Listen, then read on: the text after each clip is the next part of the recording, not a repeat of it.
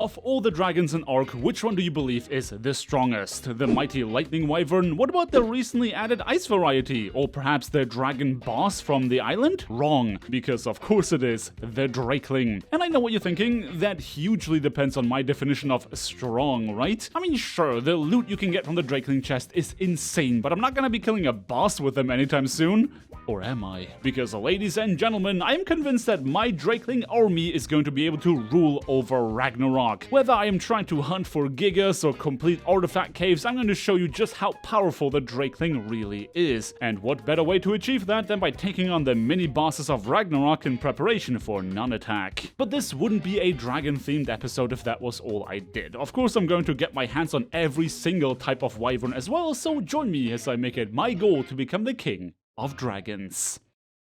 Our first catch actually happened completely by accident. We noticed a couple of Ice Wyvern just kind of chilling in one of the snow biomes with their nest not too far away. Naturally, I went to check up on the egg and, well, I'm gonna live calm this. Are you ready for this? Yeah. 165. Bring that wagon home. We got the good one. Also, I found some crystals. Hold up. Brother, I found blue crystal. Ooh, that's like the one we want. You know what that means, right? Now, the reason Brandon was more excited about blue gems than the Ice Wyvern is because, I mean, for one, he knows I'm gonna lay claim to the dragon anyway, but he has been looking for these crystals for days in order to craft a karkinos saddle. And since one of the caves I was planning to send my dragon army into does have tameable karkinos, yeah, that is certainly reason to celebrate. With the first egg acquired, there were still 3 more types of wyvern we needed to steal from, and thankfully, although these can be found not too far from our home base, but because they will get extremely pissed at us if we touch their eggs, we decided to be a bit more proactive and began shooting them on the back of our griffins, which was a bit more of a frustrating experience when switching to our pump action shotguns because for some reason our shots would simply not register a majority of the time. Let me know if this happens to you as well. A very pleasant side effect of this project was that wyvern actually give a lot of XP, and since the 2 of us had our Drakelings on our shoulders, another Drakeling chest was certainly in the cards once we were done here. But of course, that is only a side quest. We are here to collect wyvern eggs, and because the level of the eggs corresponds to the levels of their parents, spotting high-level specimen was particularly exciting, albeit also a little scary. 175! We need to find those nests, brother. Holy. Found a poison egg. That's not helpful. Let's see the level. It's level 180! Ooh. Oh my god, it's almost cap. What is 200 cap? I think 190? I found his mom. Okay, I know that poison wyvern are not super popular for PvE environments like ours, but hey, if we had to collect one anyway, we might as well get a high level. The one was not all we got. Every single high level egg we found was unfortunately of the poison variety. During our rampage in the Wyvern Scar, we found not only a hidden cave-like area, but also learned that our S-Dino mod included S varieties of wyvern too. What's the difference between them looking a lot cooler? I have no idea, but I certainly wanted one. Though while we did find high-level specimen, these exact ones did not happen to have laid any eggs, leaving us wyvernless and depressed. Now, you might notice in some of these clips that Brandon is unabashedly eating a lot more shit than I am, and yet he appears to be surprisingly healthy. That's because, as we learned at that very moment, spring Drakelings are absolutely overpowered. Basically, they give you and whatever team you're riding a constant HP regen, meaning it doesn't even matter what the other Drakelings can do because this will be the most OP ability out of the entire brood. A luxury I was not awarded because my Drakeling was winter flavored. I'm not sure if it's supposed to keep me warm or keep me cool because this literal lava hellscape only sported a very modest 29 degrees of correct units, which is about 84.2 cheeseburgers per football field for all of my freedom enjoying viewers. Honestly, I'm just trying to stall for time at this point because my Drakeling had long since acquired the 30,000 XP necessary to give me a max value chest without us getting a single useful egg besides the poison one at the very beginning. And since I was running not just out of patience but also out of HP, I started to think I would have to leave prematurely, but this is when Brandon finally put our brain cell into overdrive. Yeah, you take it too. Oh my god, it's regenning so fast now. Told you. Bro, why haven't you done this from the get-go? I didn't think about it. I thought it was just skill issue. Honestly, I liked it better when it was skill issue. Okay. But even with the help of his Drakeling, our days here were numbered due to running out of ammo, so we had to return home in order to rectify that, as well as to claim my Drakeling chest by bestowing the stored up experience on this random mantis. At this point, Brandon had only ever seen the loot holes I got as I presented them from Velora's inventory, but naturally he too wanted to claim one such hole, so he was particularly excited about claiming his key after all the time I spent hyping it up, meaning it was only fair that we'd return to the Wyvern Scar once our ammo was done crafting so that both of us could get one. But if you thought we'd be more lucky when it comes to finding eggs... Found the 190 poison egg. Of course you did. Time to see if that's like a level 20 lightning one. It's close, it's 55. Yeah, it was not looking good for us. It's not like we didn't find any high-level wyvern. We did, plenty of them in fact, but for some reason all of them were maidenless and without eggs. Is there a correlation between being a juiced-up alpha male and women avoiding you like the plague? I will let you be the judge. But finally, after almost giving up hope, a level 185 S lightning egg. And even though we definitely did not find this immediately afterwards, I can edit the video to make it look like we did. Wow, look at this, a level 170 S lightning egg. Its mom was extremely pissed off. This time we returned back home triumphant with our Drakelings loaded up on XP and our eggs ready to be hatched. I was very much looking forward to getting my hands on our first Ice Wyvern. Welcome to tame number 30 out of 122. I got really bad RNG on mine. Yeah, I mean 41 points into health, cool. 23 into melee and weight. What's the oxygen stat? Waiting. First off, inherit food frail. So Oh, great. everything else just dog water. It has good health and that's it. Guess you should hatch that lightning one. I definitely should, yeah. Stats? Ooh, my fire's 40 into melee, 39 into health, What? 31 in stam, 27 oxygen, 22 food, 30 weight. How is that fair? What about my lightning? Ooh, my lightning's ass. Yeah, so...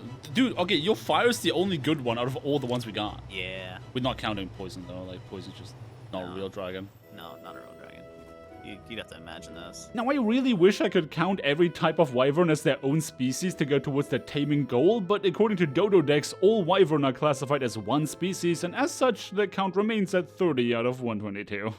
The even bigger problem was the fact that half of our wyvern were craving wyvern milk to be imprinted, and listen, yes, I could just get my 100% imprint with the help of the D+ hatchery mod, but since this is part of the wyvern raising experience, I did not want to cheat myself out of having to get this done. So for now, we would have to pocket our creatures until the time came that we had milk. But hey, at least we both get to raise one wyvern each to completion, because they were not picky eaters. I ended up naming my Ice Wyvern Saffron, and yes, if it had been female, you can be dang sure I would have named it Syndragosa. Once both of our mounts were fully grown up, we could finally pump our Drakeling XP into them, granting a whole 47 levels off rip, as well as 2 Ascendant Drakeling Horde keys. All that was left to do was right-click them, get the location, and fly on over for some insane loot. Loot which was surprisingly garbage. At first I thought maybe we had just gotten unlucky, but every single one of our keys literally only gave us garbage. Not sure what was going on here, but thinking that maybe our Drakelings were broken, the two of us decided to tame some new ones, finding a specimen that really enjoys taking a plunge, and I mean, if this one does not have high oxygen, I don't know what will. But more Drakelings are not the only thing we're going to tame. We needed more of them anyway for better stats to breed them into our eventual army, but mentally, I was still thinking about our other wyvern. And as it turns out, there is a solution for the problem of wyvern milk right here on Ragnarok, coming in the form of the brand new bison. Funny enough, despite being a brand new creature, this one is a simple knockout tame, something we have not seen in a while, but since I found a level 145 separated from the herd, trapping it was absolutely trivial. In fact, I found a 150 pretty much right next to it, immediately giving us the breeding pair that we needed. The one useful thing we got out of our Drakeling chest was a bunch of shocking tranquilizer darts, and when combined with my Ascendant long-neck rifle, I could knock out this max level bison in as little as 4 shots, with its 145 counterpart following shortly after. Truth be told, we were having way too much fun with our new dragons, to the point where some of the decisions we made were rather questionable. Came to the wrong neighborhood, bucko. Oh my god. I love this. I'm glad you do. Oh, you thought you could run away, kids? Why is it this one not knocking out? What? The other one took like 4 shots. Oh, it's a baby. It's a really big baby. You're a big baby. It's like a massive baby dog. What the? Yeah, we were definitely getting a little distracted. Now, because bison were so incredibly easy to knock out with our current setup, we decided to get as many high levels as possible whilst in the highlands. Though as it turned out, maybe we wouldn't need all of them, because the first male we knocked out had a whopping 49 points in melee. That's right, 49 points in a stat that is not oxygen. Unfortunately, its female counterpart was not quite that impressive, but the very next level 150 male gave me 48 points in weight, which for a creature I'm planning to use as a mount was phenomenal. We will come back again to find one with a good HP stat, but for now, we wanted to finish our Drakeling collection. Brandon had found and tamed one of the spring variety for me so that I would not have to constantly beg him for a regen buff, making the desert our next destination to find a summer flavored one. And we did find one thanks to our gene scanner, except we learned that they have a tendency of starting shit with any creature around them, and when we tried to help it win the brawl, well, let's just say that there was no winner in this match. Least of all me when Brandon arbitrarily decided to lightning the pile of defeated dinos of which I was now a part of. And it only got worse when this little whoopsie led to the death of my beloved winter Drakeling, because nobody was that protected. Thank God I still have a backup Drakeling at home. And then Brandon accidentally killed a level 150 summer Drakeling with his lightning breath. Yeah, so he can absolutely not be trusted with the power of a dragon. For the next one I found, I did not allow him to get anywhere near it whilst I was trying to protect it by hand. And that worked just fine. With just a little bit of harvesting XP acquired, the Drakeling was ours, leaving only the autumn variety to be tamed. But that's a project for another day, because for now I had to breed a replacement for the one that Brandon got killed. Back at base I found out that you can crossbreed different flavors of Drakelings, meaning it was now my goal to create one that looks like a winter Drakeling but actually has the ability of its spring counterpart. And while waiting for that to happen, I also got the bison breeding to finally produce some milk so that we can do the things we sought out to do in the first place, imprint all of our wyvern. Though where we needed to wait about an hour for the bison to actually produce milk, the Drakelings immediately produce results, granting me the spring flavor in winter packaging. And my god, is that ever the most gorgeous Drakeling I've ever seen. Things were going so well for us that obviously I wanted to ride that wave and go get some more bison to get a good HP stat, but this is when I learned the hard way that not only can these things dismount you, they also make you unable to remount for a period of time whilst knocking you about. Dudes, I'm not even kidding, the only way I survived this was by whistling to have Saffron flee on his own, after which I retreated into the water. Like bro, I almost lost my Ice Wyvern to a pack of bison of all things.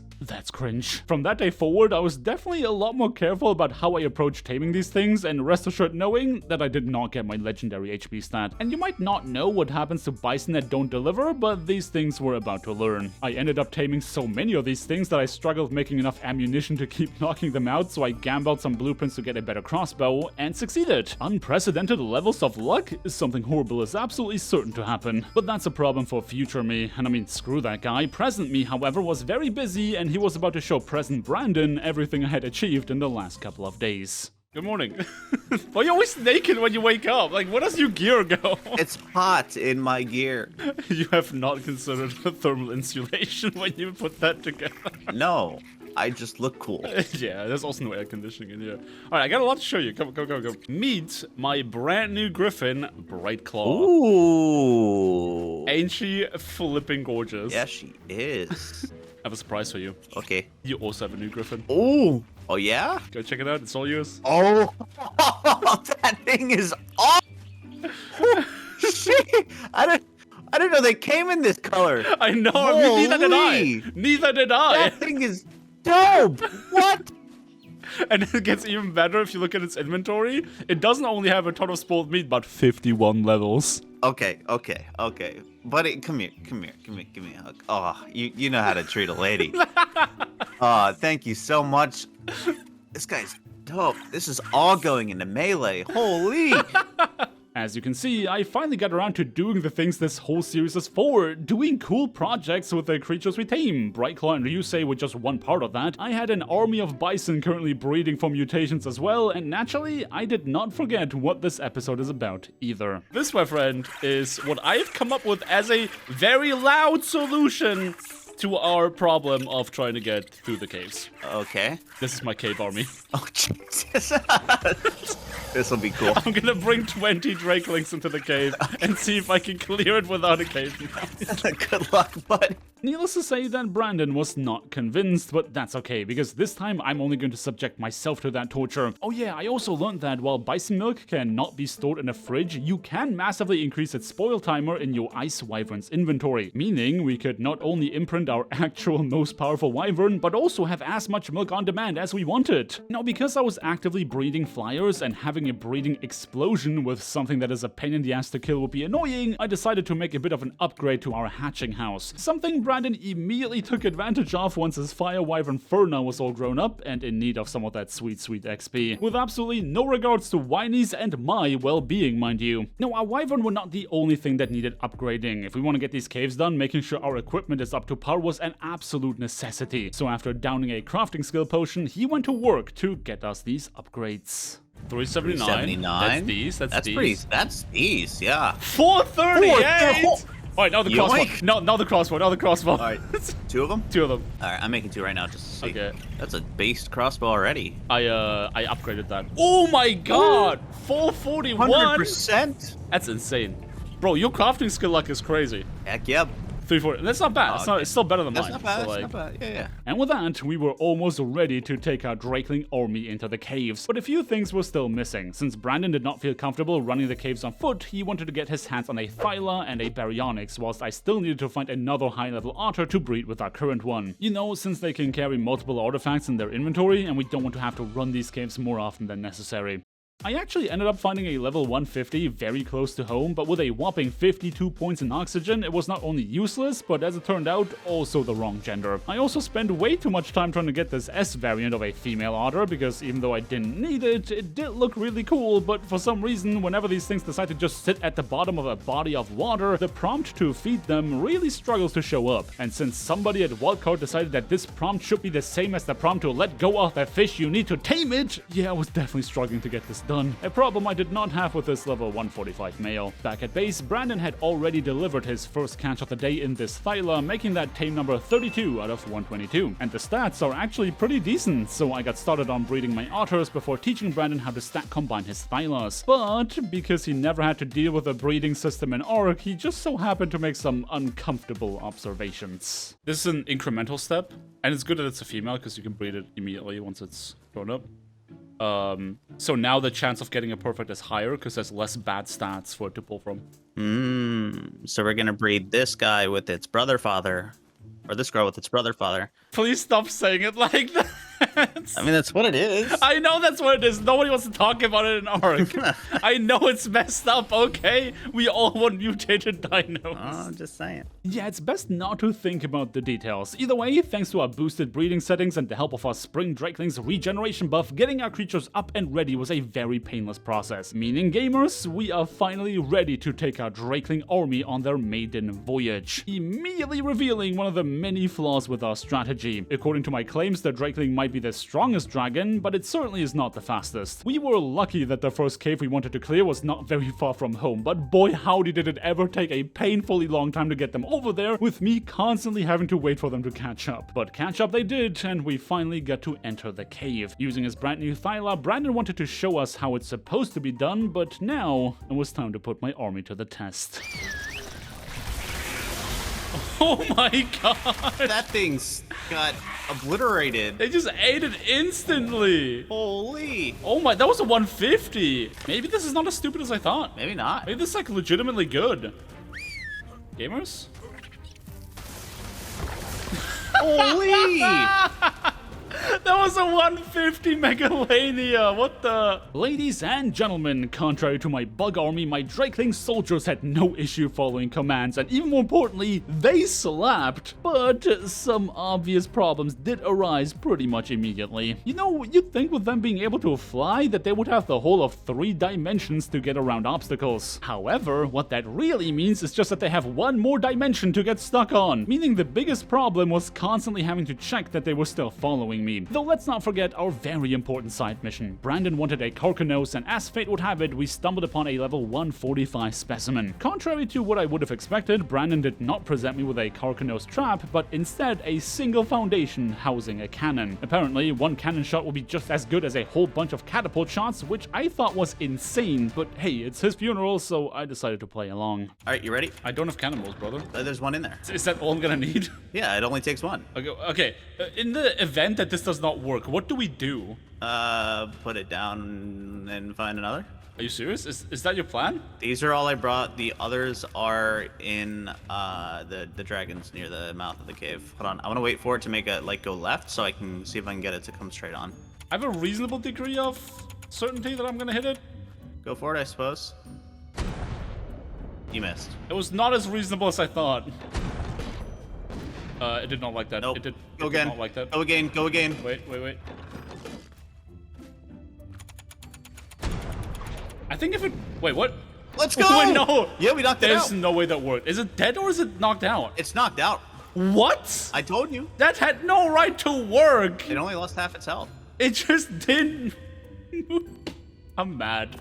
I'm mad that this worked. I'm actually not happy about that. Well, now that this was done, it was time to continue bashing my head against the wall that is shepherding an army of degenerate Drakelings determined to get stuck absolutely everywhere. I mean, don't get me wrong, our Drakelings can turn basically anything in this cave into mincemeat in a matter of seconds, but them finding creative ways to ask for step bro was really getting on my nerves. We also eventually found the natural enemy of them, it being the Megalosaurus. It just so happens to be biting at the perfect height to hit our Drakelings consistently, but it was still lacking the DPS to kill them before being eaten. And since all these guys are spring Drakelings, they would recharge their HP in no time flat. Basically, they're like sky piranhas. Truthfully, nothing in this cave was more deadly than our lack of orientation. Pretty as it is, I found too many places in here just kind of looking the same, and since I've never collected artifacts here back in ASE, I had no idea where to look. We did eventually stumble upon one of the two artifacts this cave is supposed to house, and also made sure to wait for it to respawn so that we can get a whole bunch of them by using our Otter's inventory. The karkinos also eventually tamed up whilst we were scouring the whole place, and it came out with like pretty decent stats? I mean, considering we're just gonna use it for gathering, it really doesn't matter that much, but still. Also, just in case you're wondering if our Drakelings could take on a karkinos, yes they can. And this is the part where I have to admit that we spent an embarrassingly long time wandering the halls of this cave, finding absolutely nothing of use. We were determined to not leave this place without the second artifact, even getting faked out by this random underwater section that led us nowhere useful. During that excursion, Brandon had unfortunately perished due to us not having brought any scuba tanks. I tried to drag his body back to the entrance so that he could retrieve his stuff, but unfortunately, the Drakeling army aided by accident whilst fighting some bugs. That means that Brandon had no choice but to come back on foot, or at least that's what I thought, because it was then that Brandon realized Ragnarok allowed us to use flyers in the cave. Obviously, my first instinct was trying to test it for myself before promptly checking the server settings to make sure I had not accidentally enabled cave flyers, but after a little bit of research, we found out that this was intentional, and when I finally found where the second dang artifact was, it also made sense why they would allow us to fly. So after packing up a second karkinos to make sure we have a breeding pair, we collected the younglings, finally got to leave this cursed place, and returned to Grizzly Hills in order to prepare for our next cave. Now, as much as I would consider our first cave run a glowing success, obviously there was a lot of room for improvement. Cryosickness be damned, I decided I am not going to fly my Drakelings to our target destination ever again, making that improvement number the first. Our next cave of choice was the Ice Queen Cave. Once again, Ragnarok had absolutely no problem letting us fly here, but we were confident that at some point things would get too narrow to bring our wyvern. So after tossing my Drakelings out of their cryopods and realizing that they actually don't have that much torpor in the first place, we made way towards our first target. Now, if this ice cave is anything like the island ice cave, creatures might be like ridiculously high level. Yeah. Yep, level 300. Oh my goodness gracious. There's a drop over here, though. Wait, what? Immediately? Don't worry, I got this. Yeah. That was only level 50. Oh god, they slap. Okay, we might have some trouble here. Okay, yeah, this cave is certainly a different beast. We definitely enjoyed Furna's fire breath helping us defeat as many creatures as possible, but eventually we had no choice but to abandon her. Though as it turned out, my Drakelings did not want to leave her alone. There was some kind of invisible barrier that they just would not want to get past, putting my plan in jeopardy. That was until Brandon pointed out what was on his shoulder. Yeah, so to get past this invisible choke point, all we had to do was put the Drakelings on our shoulder before throwing them past it, allowing me to bring my entire army, this time 10 Drakelings strong, into the cave. Though trust me when I say that, the ice cave was even worse than the previous one. My soldiers got even more creative in their ways of getting stuck on things, and I had to spend a disproportionate amount of time backtracking to save them from themselves. I can already promise right now, from the 10 Drakelings we brought, not all of them are going to make it to the boss. And the reason isn't because they'll die, but because they're too dumb to find the way. But at least our suffering was eventually rewarded. Wow. I mean, you know what? You can have it. You should. No, I think you can have it. No, you can. It's all yours, man. It's all yours. I'll take the next one. It's fine. I appreciate it, buddy. You're good. I'll just take the next one. You can have this, you know. But you know what else we found besides no loot? No enemies! That's right, these vast icy hallways did not house a single creature for us to fight, kind of defeating the purpose of me ferrying my Drakeling army in the first place. The good news is that the loot did eventually get better, giving us hope that this won't be for naught, and boy howdy were we ever right to be hopeful.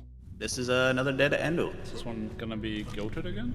Ooh! Oh my lord, what's the rating on that? 86? What? Holy shit. I've never seen that before. So much for the new crossbows we made. Honestly, the trip was already worth it at that point, though we couldn't shake the feeling that this loot was a bit too free? Like, how does Ragnarok give us insane loot like this without putting a single enemy or instant death a jump puzzle in front of us? Not that I'm one to complain, I think that instant death failure states for minor mistakes are incredibly lazy game design anyway, but all of that did build anticipation for how difficult the eventual mini-boss was going to be. And there she was, within her own massive chamber, the Ice Queen awaited us, bursting forth from beneath the icy ground, ready to tear us asunder. And while she did slap, our Drakeling slap harder. I mean, okay, fair, having 2 survivors using ascendant shotguns probably didn't hurt either, but theatrics aside, this mini-boss is laughably easy. Which was especially weird considering how good the loot was. Not just on our way here, but also the loot crates that spawned after we defeated the queen. Truthfully, the artifact location was 1,000 times more menacing than the actual mini-boss encounter, and if all these hatchlings were anything to go by, Brandon and I would be granted many more attempts at extracting high-tier loot out of this cave, along with the artifact of course. Now it is worth mentioning that the 2 of us made several attempts to scale the waterfall that brought us down here in order to find our way back to our dragons, but the game really did not like us doing that, so we had no choice but to take the actual exit, getting spit out into the canyon region. While Brandon decided to go pick up our rides, I had nothing better to do but use our Drakelings and my shotgun to acquaint this biome with the alpha tribe of the server. We are also the only tribe on our server, but that is besides the point. I did eventually find something worth keeping alive in this high-level baryonyx, and figured I should use my ascendant crossbow at least once before replacing it with a new blueprint we just found, abusing its turn radius and being extremely excited about knocking it out. Unfortunately, my stupid Otter was set to attack my target and immediately ripped into it the second it fell asleep. There goes my taming effectiveness. The only reason that Otter gets to see another sunrise is because even though the effectiveness was completely botched, this berry still came out with a whopping 57 points in melee thanks to it not having an oxygen stat. And eventually, Brandon and Ryusei arrived to give me a ride. Naturally, once back, we wanted to see if there were any more loot drops in the entrance that we might have missed. And you know, I did say that this loot was free, but my wyvern almost got clapped to heaven's gates by virtue of these bears doing like 500 damage a pop whilst getting me stuck. Only 1 Drakeling was lost in the incident. But the loot was so many layers of worth taking the risk. I mean, holy crap, check out the hole we got off another single run. This is insane. It was so insane, in fact, that we definitely wanted to do another run in about an hour, which is how long it takes for the queen to respawn, using that time wisely in order to upgrade our gear.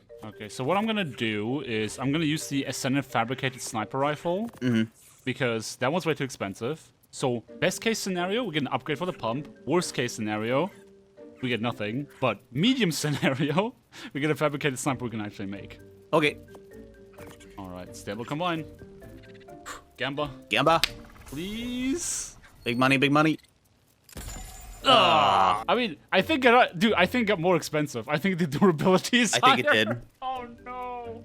Well, we can do more Gamba. Despite my horrendous luck in trying to combine our blueprints, Brandon did entrust me with the great honor of consuming a crafting skill potion, after which I decided to craft as many Ascendant flat gauntlets as it takes in order to get at least a pair with over 1,000 armor, following it up with an attempt at that insane 534% Ascendant crossbow just to get a 2% improvement. Yeah, there's a reason Brandon is usually the one to hit the crafting button on these, but with that and all the time we spent gathering the resources to actually craft all the new toys we just made, we had successfully successfully stalled for enough time in order to return to the cave. And gamers, it was not a fluke. This 460% Ascendant Longneck Rifle blueprint proves it. This place is just insane to farm loot. And that was not the only insane drop we got. I mean, sure, not all of them were winners, but at least the Ice Queen remained just as much of a pushover even without a Drakeling army, awarding us with an item I will most certainly use in a future episode. By then, Brandon's Drakeling also had capped out on XP, granting us a new Drakeling chest, which happened to spawn in a very inconvenient spot, but the loot was definitely worth the hassle. You'll see why 51 rockets on a PvE server is absolutely clutch in just a few minutes, because before that, we decided to take a moment to bask in our glory. We have like backup gear for the backup gear. Real. Like goated backup gear for the backup gear. It's like if we were to lose it, we'd still have really good stuff. Yeah, it would be like, oh, well, that sucks. Next. We just run the ice cave a few more times. Real. Guess what my armor's at?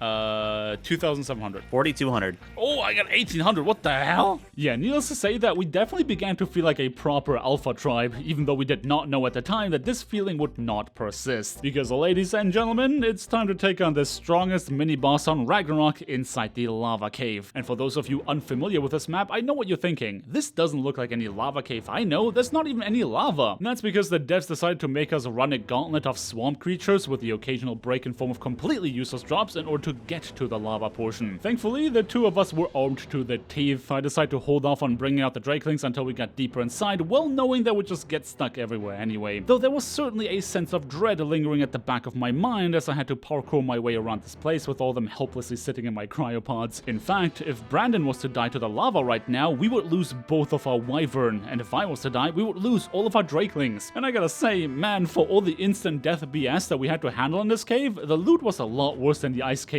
And that one barely even had any creatures for us to fight. The one thing was the same, the creatures we did have to fight were insanely high levels, so even with our insane weaponry, it would take some effort to get through them. But this is where I let my greed get the better of me, dropping down onto a ledge with a red drop, which as it turned out was a one-way trip. At least the drop was really good for once, but I was now stuck on this platform with no grapple to get out. In my infinite wisdom, I was trying to see if I could fly in this cave like all the other ones, not realizing I still had cryo sickness from tossing out the Drakelings. So now I was stuck here with a snoring Argentavis. Now, Brandon did not make the same mistake that I did and eventually got his own flyer out without putting it to sleep. However, we found out swiftly that we could not fly in this cave by virtue of us getting dismounted basically immediately. But that 1 second we got to sit on the griffin, that's all I needed. By standing on the back of Ryusei, I could whistle him to fly to the other platform even without holding the reins, since the no-fly rule only applies to us riding our tames and not to our tames themselves. And what better way to celebrate me getting the two of us out of that hellscape than by getting pummeled by half a dozen bats, sending me back to the lobby. Yeah, I really don't have a lot of good things to say about that cave. At least I got to stock up on grappling hooks this time around before returning to the cave, running the gauntlet, jumping the puzzle, and reuniting with Brandon, who also held onto my gear in my absence. I would be really annoyed about that whole chain of events, wasn't it for the fact that we found our second good drop in this cave, and it was... I mean, have a look. That luck did not persist with the remaining drops in this area, but at least we found the way towards the artifact, with a bunch of my Drakelings once again getting stuck, but hey, those that didn't get stuck did prove to be extremely useful. We eventually spotted the artifact and promptly collected it before bursting through a couple of crystal walls in order to enter the mini-boss arena. Okay, just kidding, I did go back to pick up my Argentavis first, but then we came back to the mini-boss arena, and promptly found ourselves a cozy spot on high ground in hopes of the boss not being able to reach us, and gamers, you're about to witness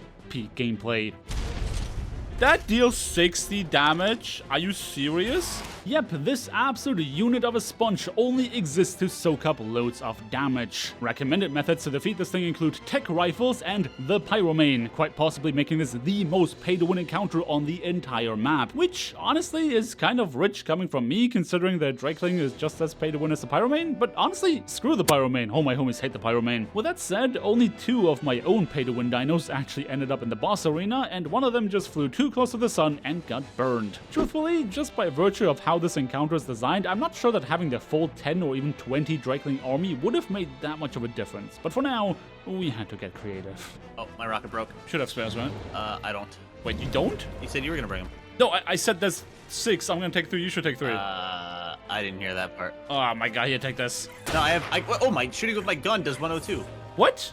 Hold up. And I have loads of this ammo. This is 92. What are people talking about with like Rockets. Well, dear past me, most people probably talk about official servers where you can't find blueprints with a gazillion% damage on them. Either way, our strategy was now to empty our inventories and free ourselves of every last bit of ammunition we got. Whatever weapon we had, we would mac dump it straight into that stupid golem, though needless to say that said golem was not very happy about that. This truly is the most riveting gameplay experience. I'm so glad that the officially sanctioned way to defeat this thing efficiently is by swiping my credit card. Unfortunately, our barrage of bullets was interrupted by the golem getting smarter and actually finding a way on top of the walkway, getting terrifyingly close to us, even to the point where it could shove me off of a platform and onto certain doom. You guys know the drill by now. Make a bunch of grappling hooks, fly to the cave, run the gauntlet, and get bodied by a bunch of Onek who for some reason aggro onto you despite you wearing bug repellent. Needless to say that I was annoyed, but also in a bit of a hurry. On the next attempt, I went back sporting Brandon's backup gear for additional protection, since apparently just running past all these creatures was no longer an option. I grappled my way through the cave and eventually reunited with Brandon, after he had already defeated the golem. Yep, in an absolutely anticlimactic twist to this crapshoot of a story, I didn't even get to see the thing that yoinked me get smashed. The last useful thing I could do was escort Brandon, who was currently holding onto all of our mounts and their cryopods, as well as any useful drop we found during the expedition. I know that the lava golem is a stupidly designed encounter, but I was still bummed knowing that even if I had 100 Drakelings, I probably wouldn't have been able to defeat it. And with that, it proved that I could in fact not rule over Ragnarok using just that one creature. Well, that's okay, because you know what I can rule over? This stupid Ice Queen? Yeah, that's right, give me that sweet, sweet loot, you stupid glorified worm.